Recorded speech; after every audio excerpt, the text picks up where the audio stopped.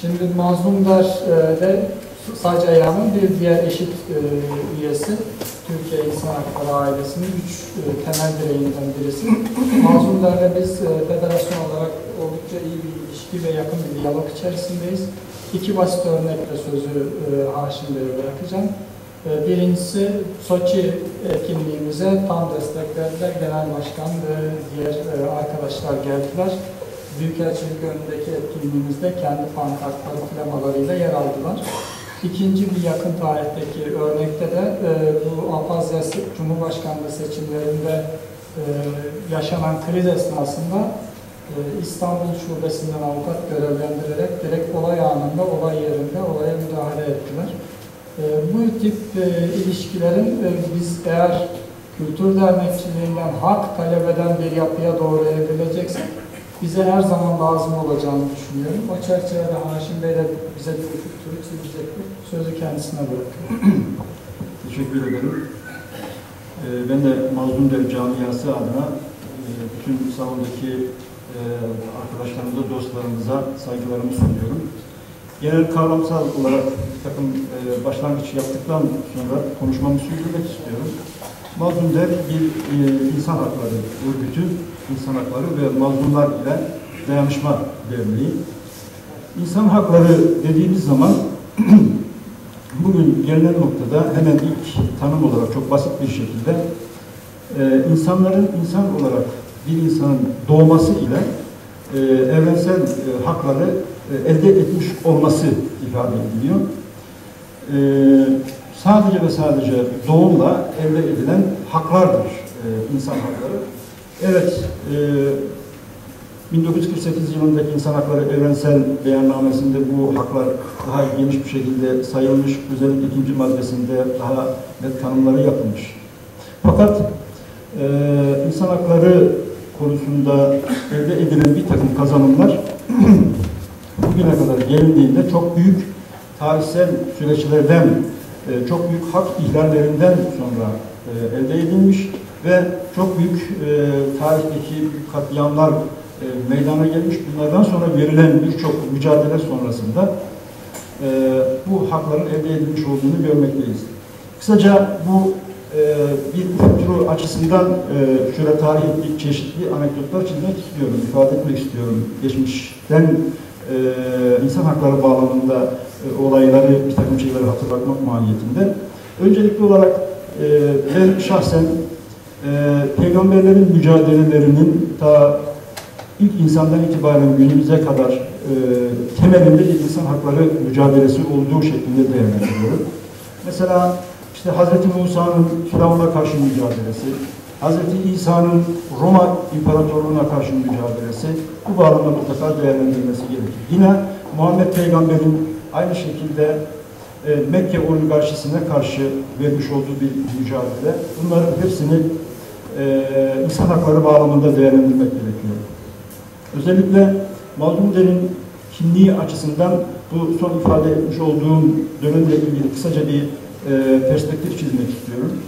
Peygamber döneminde insanlar ekonomi tamamen salt bir faiz sistemine dayalı, tamamen bir tefecilik sistemine dayalı olarak gelişiyor ve insanlar borçlarını ödeyememeleri halinde kendileri alacaklının kölesi oluyorlar. Ya ailelerinden birinin alacaklının kölesi yapıyorlar ya kendilerinin ya da çocuklarının.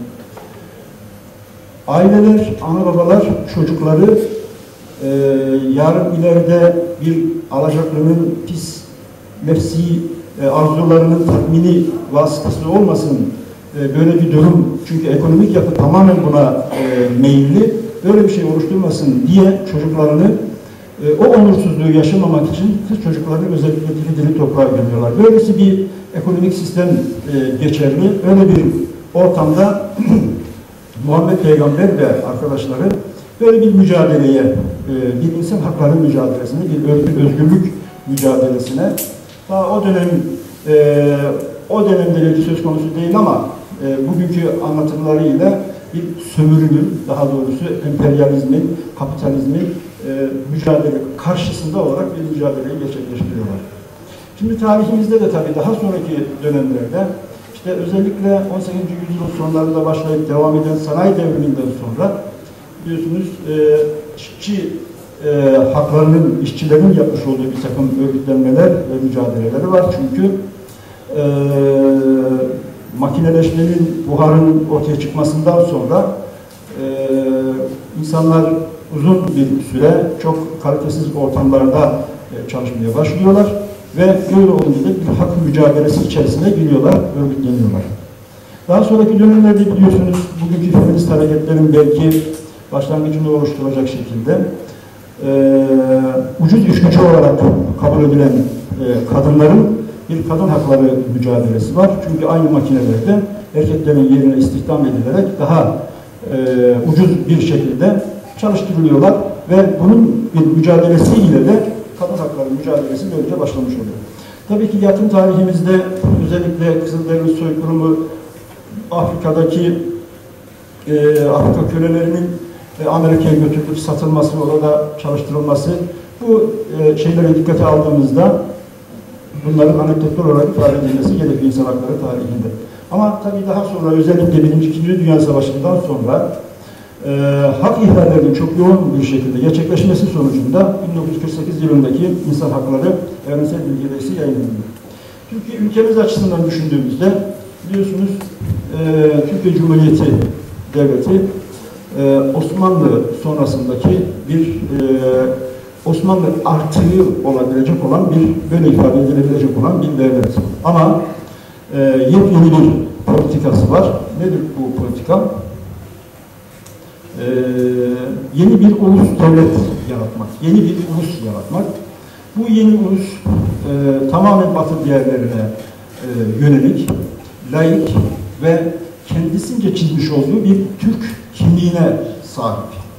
Şimdi böyle olunca, temel argümanlar bu şekilde olunca, Cumhuriyet tarihi boyunca bunlara uymayanlar çok büyük ölçüde, çok kaba yöntemlerle bastırılmış, yönlendirilmiş, yönetilmiş, belirli bir kaba sığdırılmaya çalışılmış, şekil verilmeye çalışılmış. İşte bu bağlamda olarak mesela Türktür ama Türkiye Cumhuriyeti Devleti'nin öngörmüş olduğu, sınırlarını çizmiş olduğu ölçüde bir Türk olarak kabul edilmediği için bu da bundan nasibini almıştır. Devletin o ceberrut, işkenceci, baskıcı yöntemlerinden nasibini almıştır. Yine layık bir anlayışa sahip olan devlet bu anlayışını gerçekleştirmek için buna karşı duranlar noktasında da böyle bir problemi insanlar yaşamışlardır. Bunlar da devletin o eli sopalı yapısından nasibini almışlardır. Yine aynı şekilde devlet kendisini bir Türk devleti olarak tanımlayınca Türk olmayan bütün herkesi Türk yapmak gibi böyle bir yöntemi belirlemiş. İşte bundan herkes Türk olmak mecburiyetinde, kendisini Türk olarak ifade etmek mecburiyetinde, Türklüğüyle gurur duymak mecburiyetinde. Şimdi bu herkesin kabul edebileceği bir şey olmayınca, bir takım itirazlar yükselince de devlet ne yazık ki bilmiş olduğu en basit, en kaba, en insan onuruna yakışmayan şekliyle bu şeyi gerçekleştirmeye çalıştı. Şimdi Cumhuriyet tarihi ne yazık ki bu tür kendi insan doğasına uygun olmayan kimliğini insanlara giydirebilmek için vermiş olduğu mücadele ve bu mücadeleye karşı uygulanan direnç ve devamlı bir hesaplaşma içerisinde olmuştur. Doğal olanı, insan doğasına uygun olanı, insan fıtratına, tabiatına uygun olanı ifade etmeyip bunu yapmayınca doğal olarak bir çeşitli karşı dirençler olacaktı ve bunun karşısında da devlet ne yazık ki biraz önce bahsetmiş olduğumuz yöntemleri uyguladı. Şimdi Mazlum Der 80'li yılların sonlarından itibaren böyle geçmişi değerlendirmek, bir takım araştırmalar, tartışmalar yapmanın sonucunda 1991 yılında bir grup insanımız tarafından kurulmuştur. İşte 91 yılı biraz önce arkadaşlarımız ifade ettiler. İşkencelerin çok yoğun olduğu, devletin o ceberut elinin fazlasıyla hissedilmiş olduğu bir dönemdi. Türkiye'de bulunan bir takım arkadaşlarımız 54 kişi bir araya gelmek suretiyle özellikle Hazreti Peygamber'in peygamberlik öncesinde içerisinde yer almış olduğu bir Hılful Füdül isimli derneği esas almak suretiyle böyle bir örgüt kurmuşlardır. Şimdi o dönemde Mazlum Der prensip olarak şu yöntemi kabul etmiştir, sloganlaştırmıştır bunu. Mazluma kimliği sorulmaz. Mazlum kim ise Mazlum Der onun yanında yer almıştır. Kim olursa olsun zalime karşı, kim olursa olsun mazlumdan yana şeklindeki anlayışını her zaman devam ettirmiştir.